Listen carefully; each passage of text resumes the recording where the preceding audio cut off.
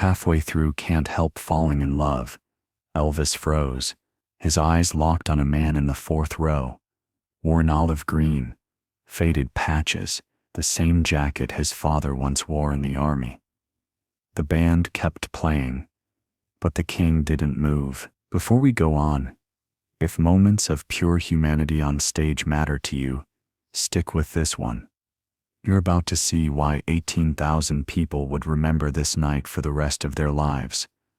The spotlight cut across the stage like a blade, catching the gold trim on Elvis Presley's jacket. The crowd roared, a single rolling wave of sound that shook the rafters of the Mid-South Coliseum. It was late summer, 1975. Memphis was sticky with heat, the kind that clung to you even indoors. Inside the arena, the air was heavy with the smell of popcorn, cigarette smoke, and the faint tang of polished brass rails along the aisles. He was halfway through Can't Help Falling in Love.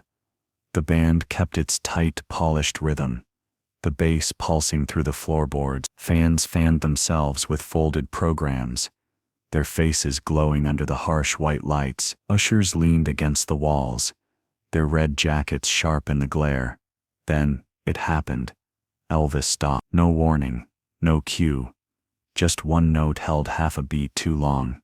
His voice trailing off into silence. His left hand fell from the mic stand, brushing the front of his white jumpsuit. His right hand hung in the air, frozen.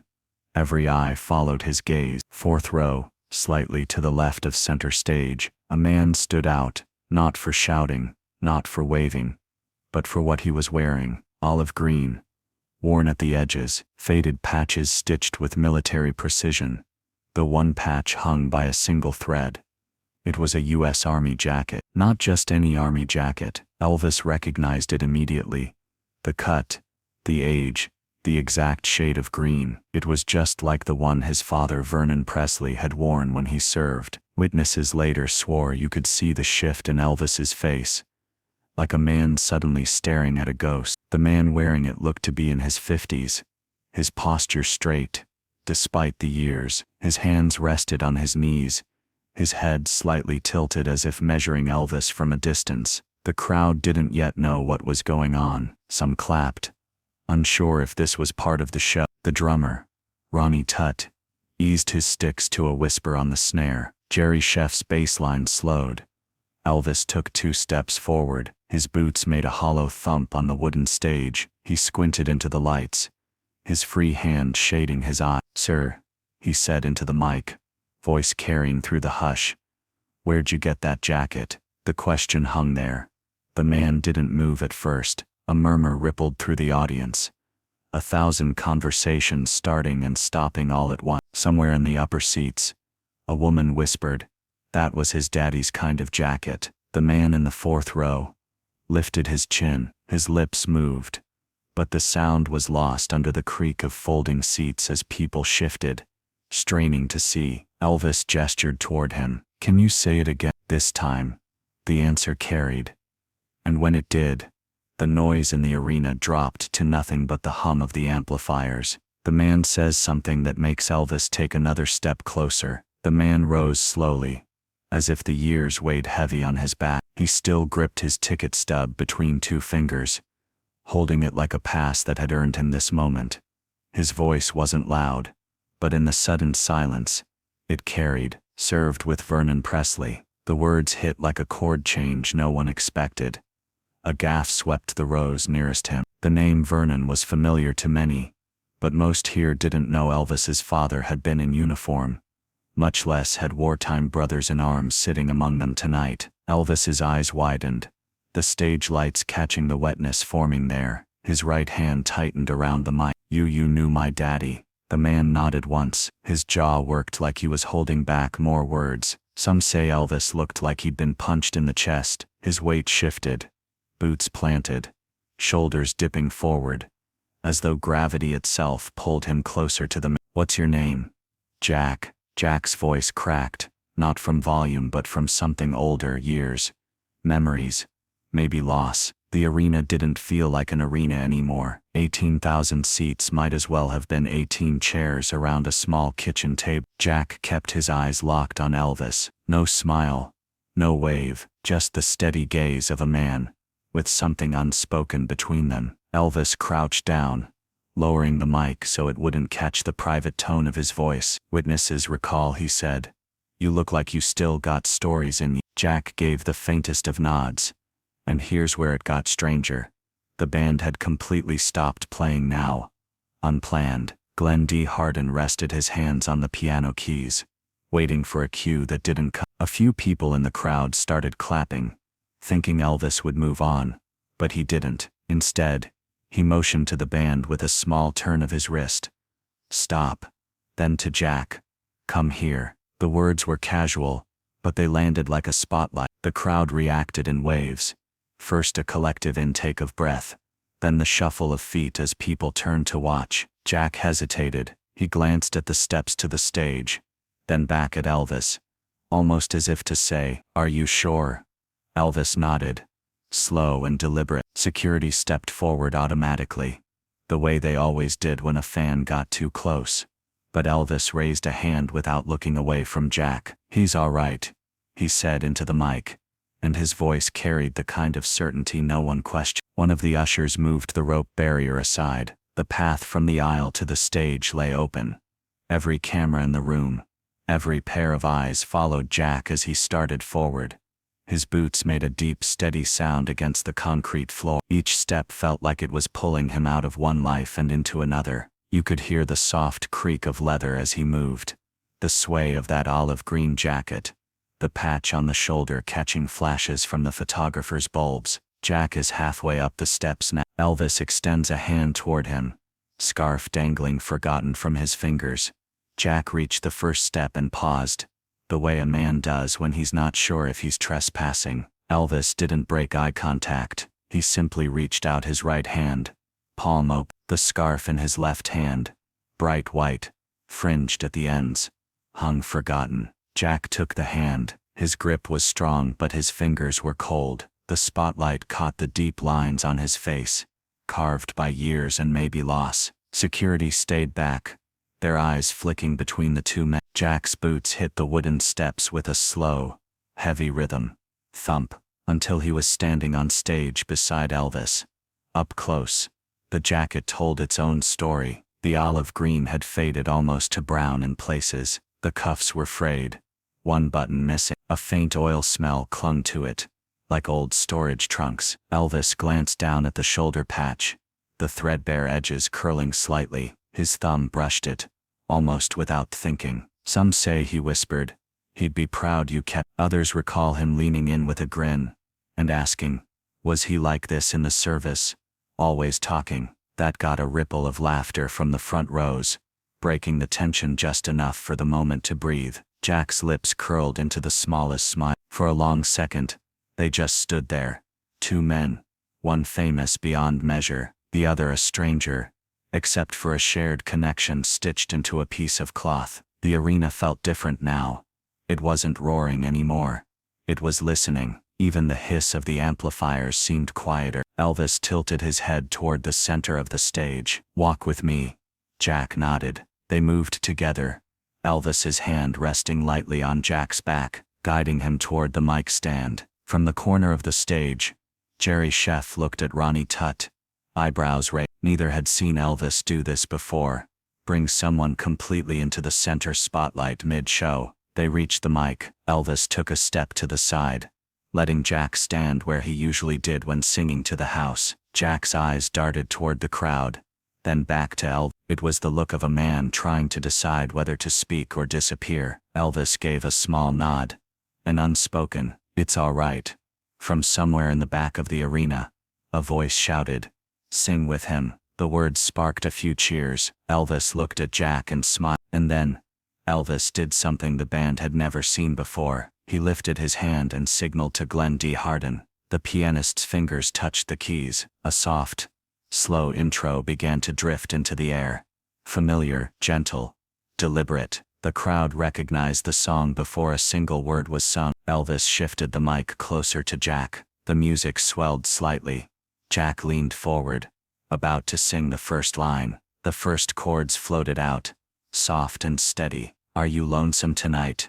Elvis didn't take the mic. He left it in front of Jack. Jack's hand hovered near it, uncertain. Then almost shyly he leaned in. His voice was rough, worn at the edges, like gravel rolled in velvet. The first line wavered, but it held. The crowd leaned forward, thousands of bodies shifting in unison. You could hear the rustle of programs, the quiet scrape of chair legs against the concrete floor. Elvis stayed silent through the opening line, his eyes fixed on Jack, as if watching a memory come alive. Then on the second line, Elvis joined. His baritone slid underneath Jack's melody, holding it steady. The blend wasn't polished.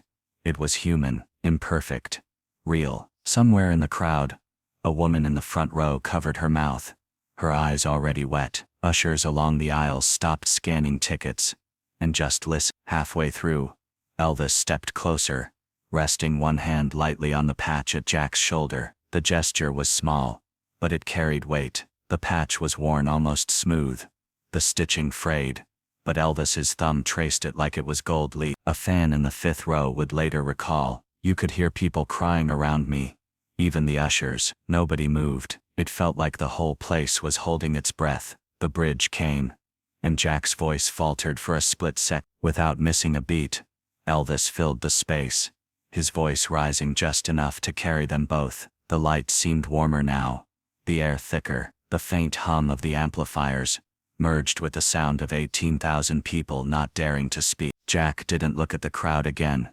He looked only at Elvis, who sang every word as if they were meant for one man. By the time they reached the final line, Elvis's voice had softened, almost to a whisper. He didn't end with the usual sustained note. Instead, he lowered the mic slowly, letting the piano finish the thought. Silence hung in the air for half a second.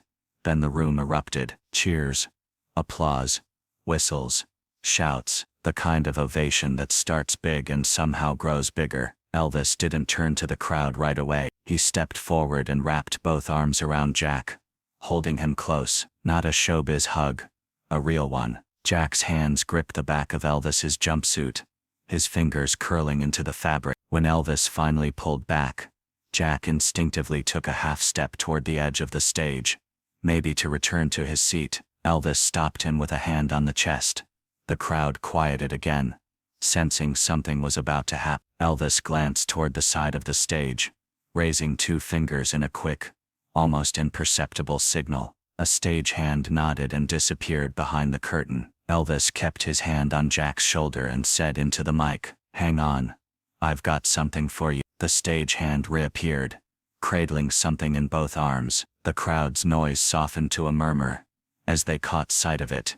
A guitar case, black with silver latches that gleamed under the spotlights. Elvis took it, set it on the stage floor, and flipped the latches open. The lid creaked. Inside, nestled in blue velvet lining, was a brand new Gibson acoustic. The wood caught the light, a warm honey gold that seemed to glow. Elvis lifted it with both hands and turned toward Jack. "You keep that," he said, his voice clear enough for the back row to hear. "Play it when you think of him." Gasps rippled through the arena, followed by a wave of applause. Camera flashes popped like tiny fireworks. Jack stared at the guitar, frozen. His hands hovered over it, as if touching it too soon might make it vanish. Elvis stepped forward, placing the instrument directly into Jack's arms. Jack's fingers curled around the neck, his thumb brushing the smooth fretboard. The crowd roared louder, but the two men didn't break eye contact. Elvis reached up and untied the silk scarf from his neck, white with blue trim.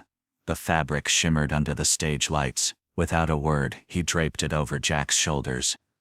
The scarf settled against the olive green jacket, a splash of stage glamour on top of worn service cloth. The band, sensing the moment, began to play "Love Me Tender." Soft, measured.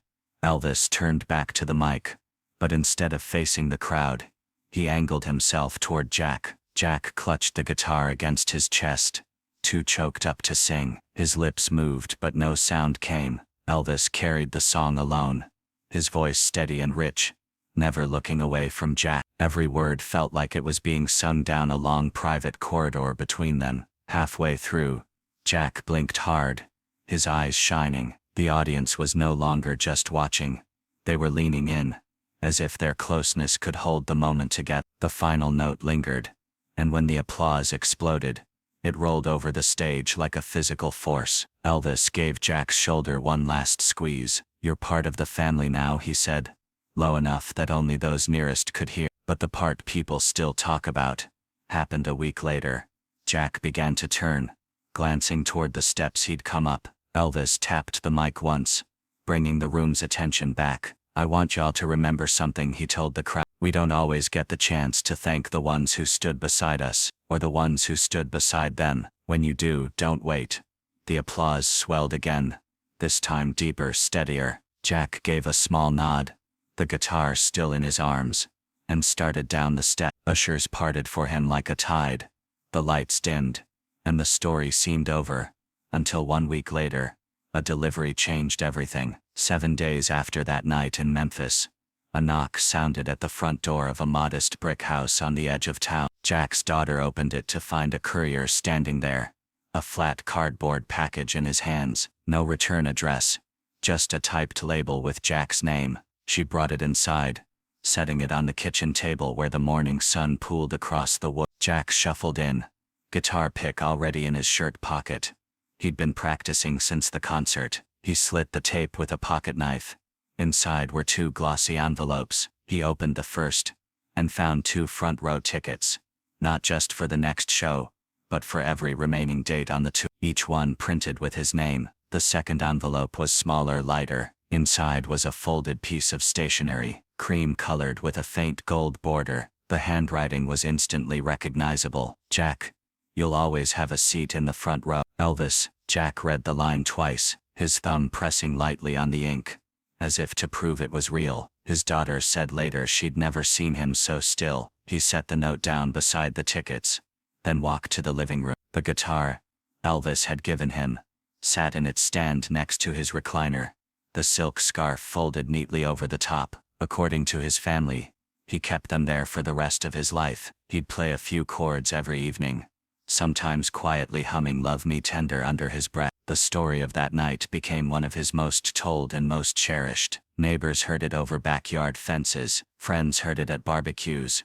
and his grandchildren heard it at bedtime. But the note that stayed in the envelope, tucked inside his Bible on the shelf. In the Presley world, there were plenty of legendary performances, surprise gifts, and unforgettable stage moments. But for Jack's family, this wasn't just another Elvis story. It was proof, undeniable proof, that kindness could stop a show cold and still echo decades later. When Jack passed, the guitar was placed beside him for the visitation. The scarf rested across the top, just as Elvis had left it that night. People who came to pay respects didn't just talk about Jack. They talked about the night he walked on stage and sang with the king. Some even swore they could still hear that hush, that single breath the crowd took when Elvis first spotted the jacket. Sometimes the smallest recognition, a word, a gesture, a gift, can turn into the moment someone carries for the rest of their life. If this story moved you, share it with someone who believes a single act of kindness can echo for a lifetime. And tell me, what's the most unforgettable kindness you've ever witnessed?